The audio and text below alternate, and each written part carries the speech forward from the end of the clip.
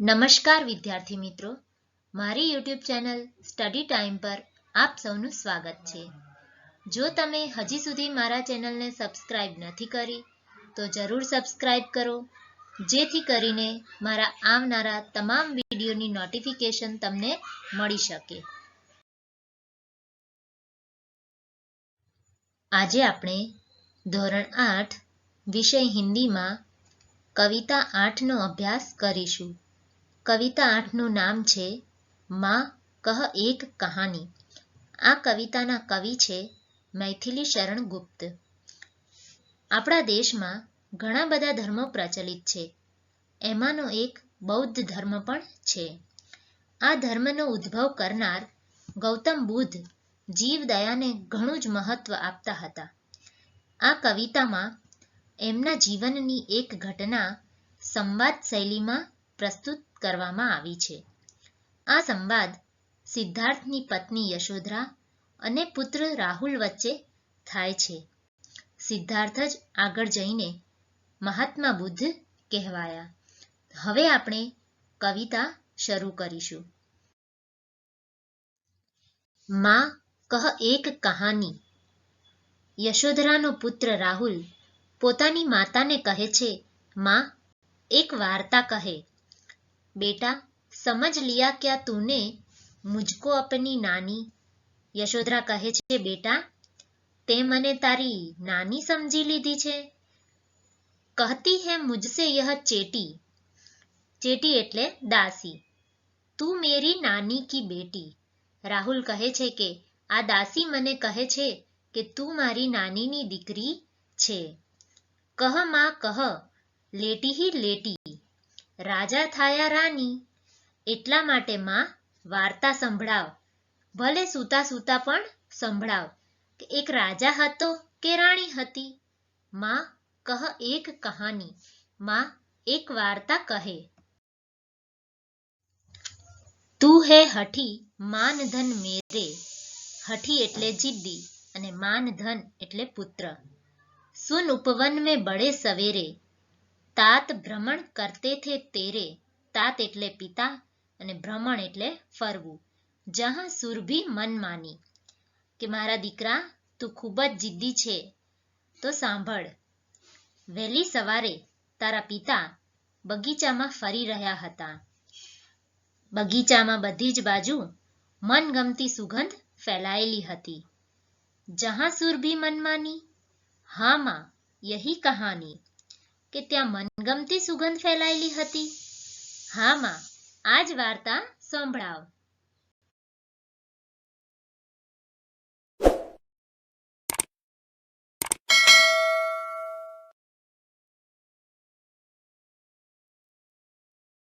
वर्ण वर्ण के फूल खिले थे, झलमल कर हिम बिंदु झીલે थे. વર્ણ વર્ણ એટલે જાત જાતના ફૂલો ખીલ્યા હતા. ઝલમલ એટલે ચમકવું અને હિમ બિંદુ એટલે ઝાકળના બિંદુ. તેમની પર ઝાકળના બિંદુ પણ ચમકી રહ્યા હતા. હલકે ઝોંકે हिले મિલે થે, લહેરાતા થા પાની. કે ધીમી ધીમી હવાથી ફૂલો પણ હલી રહ્યા હતા અને તેમની પર પાણી પણ લહેરાતું હતું. ત્યારે રાહુલે પૂછ્યું, લહેરાતા થા પાની, કે શું તેમની પર પાણી લહેરાતું હતું? હા હા યહી કહાની. હા માં મારે આ જ વાર્તા સાંભળવી છે. ત્યારે યશોધરાએ કહ્યું, ગાતે થે કલકલ સ્વર સે. કલકલ સ્વર એટલે મધુર સ્વર, કે પક્ષીઓ મધુર સ્વરમાં ગાઈ રહ્યા હતા. સહસા એક હંસ ઉપર સે. ત્યારે અચાનક એક હંસ ઉપરથી નીચે પડ્યું. ગીરા બિદ્ધ હોકર ખગશર સે. કે તે બાણથી વિંધાઈ ગયેલું હતું. હુઈ પક્ષ કી હાની. પક્ષ એટલે પાંખ.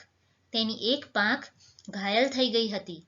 ત્યારે રાહુલે દુઃખી થઈને પૂછ્યું, હુઈ પક્ષ કી હાની. કરુણા ભરી કહાની. કે શું તેની એક પાંખ ઘાયલ થઈ ગઈ હતી? આ તો બહુ જ કરુણ વાર્તા છે. चौंक उन्होंने उसे उठाया, नया जन्म सा उसने पाया. इतने में आखेटक आया, लक्ष्य सिद्धि का मानी. યશોધરા કહે છે, તારા પિતાએ ચમકીને તેને ઉઠાવી લીધું. તારા પિતાના સ્પર્શથી એ પક્ષીએ નવજીવન પ્રાપ્ત કર્યું.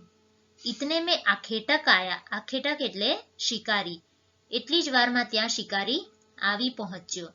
લક્ષ્ય સિદ્ધિકા માની, તેને એ વાતનું અભિમાન હતું કે તેનું નિશાન બરાબર સધાયું હતું।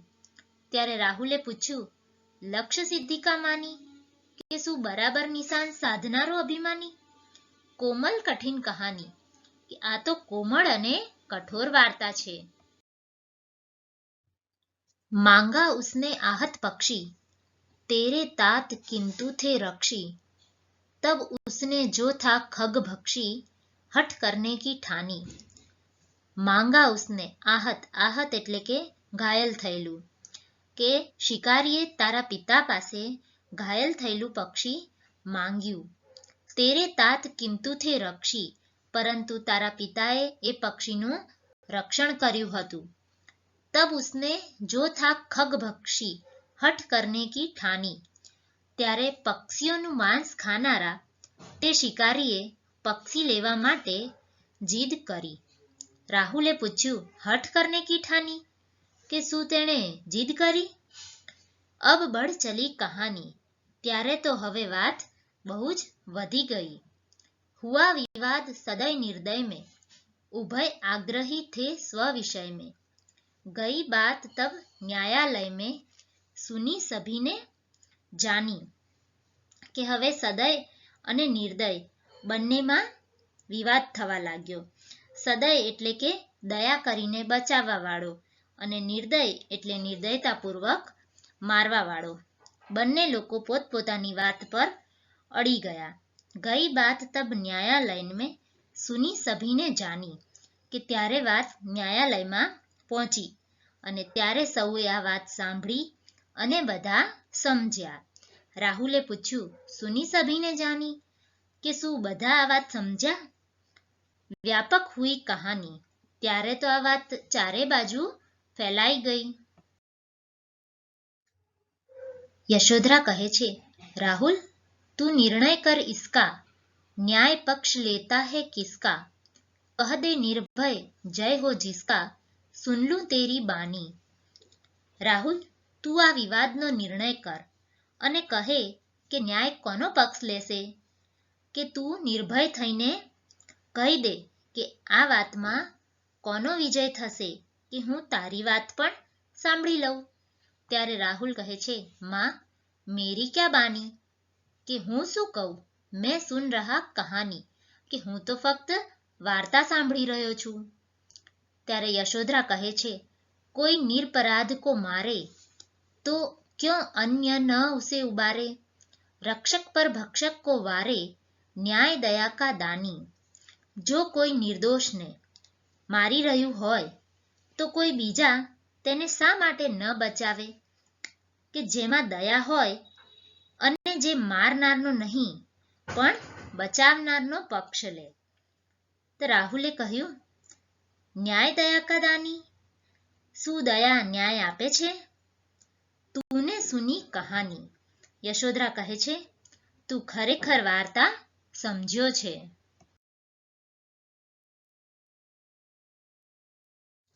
વિદ્યાર્થી મિત્રો, વિડીયો જોવા બદલ તમારો ખૂબ ખૂબ આભાર।